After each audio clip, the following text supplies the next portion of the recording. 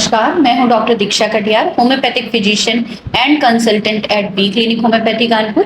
आज इस वीडियो के माध्यम से हम जानेंगे कि आपको अपनी डाइट में क्या क्या चीजें खानी चाहिए और किन चीजों का परहेज करना चाहिए। मेरी टीम के एक डॉक्टर अभी आपको डाइट के बारे में बताएंगे, तो वीडियो को पूरा देखें। धन्यवाद। यदि गुदाद्वार के आसपास फुंसी है या होल है जिससे पस आ रहा है तो ये फिस्टुला हो सकता है।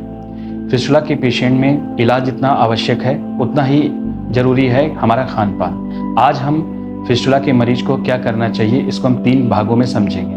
पहले भाग में हमारी दिनचर्या और खान पान कैसा होना चाहिए उसको समझेंगे। दूसरे भाग में हम ये जानेंगे कि हमको क्या क्या चीज़ें करनी चाहिए साथ में, और तीसरी चीज़ में हम ये समझेंगे कि हमको किन किन चीज़ों को पूरी तरह से अवॉइड करना चाहिए। सबसे पहले अगर किसी मरीज को फिस्टुला के जैसे लक्षण है या फिस्टुला हो चुका है तो सुबह उठते ही उसे पहले फुल बॉडी स्ट्रेच करना चाहिए। उसके बाद गुनगुना पानी 1 से 2 ग्लास पी लेना चाहिए, और उसके बाद जो लाइट एक्सरसाइज करने के बाद जब हम ब्रेकफास्ट की तरफ आते हैं तो कोशिश करें कि हमारे ब्रेकफास्ट में प्रोटीन से रिलेटेड चीज़ें ज़्यादा होनी चाहिए, मतलब हाई प्रोटीन वाला ब्रेकफास्ट होना चाहिए। इसमें मूंग की दाल से बना हुआ चीला, डोसा, हलवा और भी कोई जो चीज़ मूंग की दाल से बनती है ले सकते हैं। ठीक इसी प्रकार से बेसन से बना हुआ आप डोसा ले सकते हैं, आप चीला ले सकते हैं, या और कोई चीज़ जो बेसन से बनती है। इसके अलावा आप फल ले सकते हैं जिनमें ज़्यादा फाइबर होता हो, जैसे कि सेब है, नाशपाती है, अमरूद है, पका हुआ केला है। और इसके अलावा आप ओट्स, दलिया, इस तरह का हेल्दी नाश्ता ले सकते हैं। बहुत ही कम तेल या घी में सिका हुआ पराठा भी आप कभी कभी ले सकते हैं। नाश्ता हो जाने के बाद में आप अपने दैनिक कार्य निपटाने के बाद में 10 से 11 बजे के आसपास 1 से 2 ग्लास पानी पीजिए।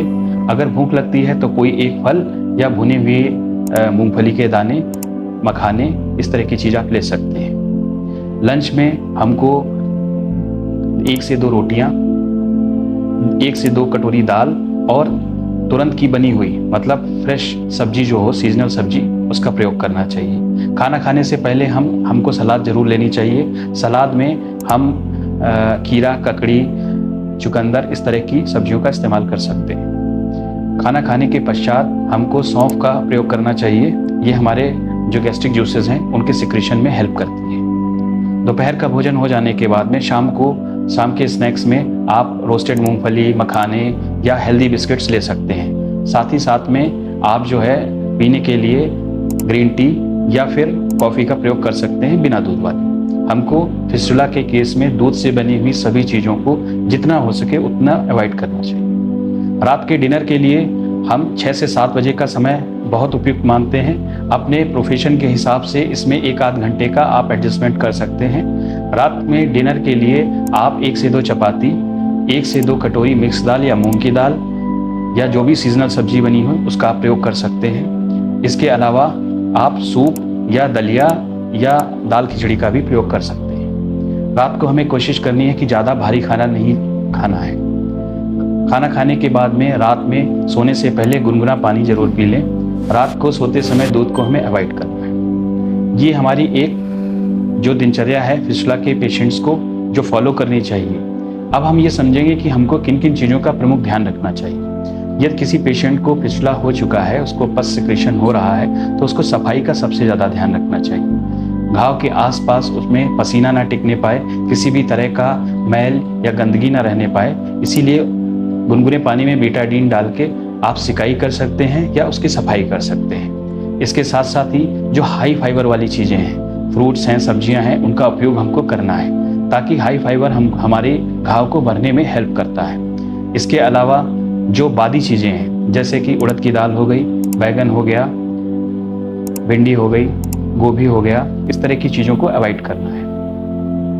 हमको जो है फलों का ज़्यादा से ज़्यादा प्रयोग रखना है अपने डाइट में। अगर हमको स्टार्टिंग में हम कम खाना नहीं खा पा रहे हैं या हमारा पेट नहीं भर रहा है तो हमें अपने डाइट में फलों को ज़्यादा शामिल करना चाहिए। इसके अलावा विटामिन ई और विटामिन सी से भरपूर जो चीज़ें हैं उनका भी हमें प्रयोग करना चाहिए, जैसे कि आंवला हो गया, जैसे कि नींबू हम ले सकते हैं इस केस में, और बादाम हो गया, ड्राई फ्रूट्स हो गए। ये हमारे घाव को जल्दी भरने में हेल्प करते हैं। इसके अलावा अलसी एक चीज़ है जिसमें भरपूर मात्रा में फाइबर और ओमेगा एसिड्स होते हैं जो हमारे शरीर के अंदर की सूजन को ख़त्म करते हैं और घाव को भरने में हेल्प करते हैं। अब हम ये समझेंगे कि किन चीज़ों को हमें पूरी तरह से अवॉइड करना चाहिए, जिसमें सबसे पहले हमें तली भुनी चीज़ें पूरी तरह से अवॉइड कर देना चाहिए, क्योंकि तली भुनी चीज़ें जाकर हमारे शरीर में हमारे डाइजेस्टिव सिस्टम को ख़राब करती हैं और उसकी वजह से जो प्रेशर क्रिएट होता है वो हमारे घाव को भरने नहीं देता है। इसके अलावा हम मीठी चीज़ों का जितना कम प्रयोग करें उतना अच्छा है,